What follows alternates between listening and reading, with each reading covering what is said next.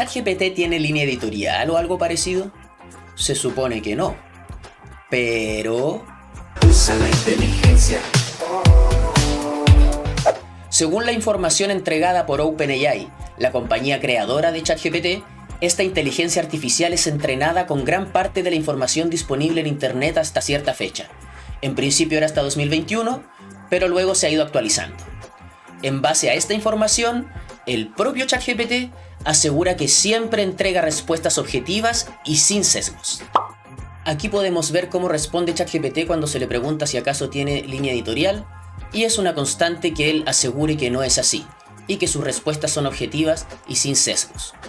Esto lo hace siempre, sin importar cuántas veces él insista, la respuesta siempre es la misma. Bueno, aquí cabe aclarar que dentro de lo que implica tener una línea editorial está establecer los contenidos que no se van a abordar, y dentro de eso, ChatGPT tiene implementadas una serie de restricciones que le impiden generar textos que promuevan cosas como el machismo, el racismo, la violencia y una serie de otros temas que están vetados de la generación de contenidos de esta inteligencia artificial. Aquí podemos ver que si le pedimos que haga la letra de un himno racista, ChatGPT no solo se niega, sino que además enfatiza que tiene otro objetivo. Lo mismo ocurre en este otro ejemplo, donde se le pide a ChatGPT que diseñe una campaña en contra de los extranjeros. Un último ejemplo, pidiéndole a ChatGPT un plan de negocios para vender drogas, a lo cual también se niega. Por otro lado, para mí, lo más interesante sobre una posible línea editorial de ChatGPT no son las restricciones que se le han hecho, sino las respuestas que da ante algunos temas que pueden ser considerados como controversiales. Por supuesto, ya entra la subjetividad de cada uno que es o no controversial, pero aquí yo voy a ver un par de ejemplos que me parecen interesantes.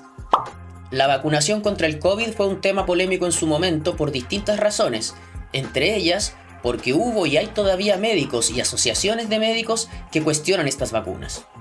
En ese contexto, uno puede preguntarle a ChatGPT por qué hay médicos que cuestionan las vacunas contra el COVID. Y hasta el día de hoy, vamos a ver que siempre que se le hace esta pregunta a ChatGPT, junto con dar la respuesta, hace comentarios al principio y al final con respecto a que las vacunas contra el COVID fueron probadas, son buenas, es bueno vacunarse, etcétera, etcétera. Algo que no se le pregunta en este caso. Yo le pregunté por qué hay médicos que cuestionan las vacunas contra el COVID, por lo tanto podría ser esperable que la respuesta hubiese empezado acá. Sin embargo, la respuesta parte acá con un comentario a favor de las vacunas contra el COVID y cierra con otro comentario a favor de las vacunas contra el COVID. Otro tema polémico. ¿Qué pasa si le pedimos a ChatGPT que mencione a países que opriman a otros?